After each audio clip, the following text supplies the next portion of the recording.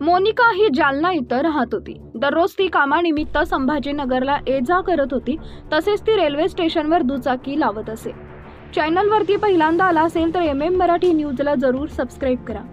दरम्यान या पार्किंगवर काम करत असलेल्या शेख याच्यासोबत तिचा वर्षभरापासून संबंध जोडले होते। 6 फेब्रुवारी रोजी संभाजीनगर इथं ड्युटीवर गेलेली मोनिका ही रात्री उशिरापर्यंत जालन्यात घरी आली नाही। त्यामुळे आईनं पोलिसात धाव घेऊन तक्रार दाखल केली होती। त्यानंतर पोलिसांनी प्रकरणाचं गांभीर्य लक्षात घेता तपासाची चक्र फिरवली आणि तपास सुरू केला। अशातच तपासात आरोपी शेखनं त्याच्या शेतात नेऊन मोनिकाची हत्या करून तिचा मृतदेह पुरल्याचं समोर आलं। या प्रकरणी आता कदीम जालना पोलीस पुढील तपास करत आहे। मात्र या घटनेनं सर्वत्र एकच खळबळ परिसरात पसरली आहे।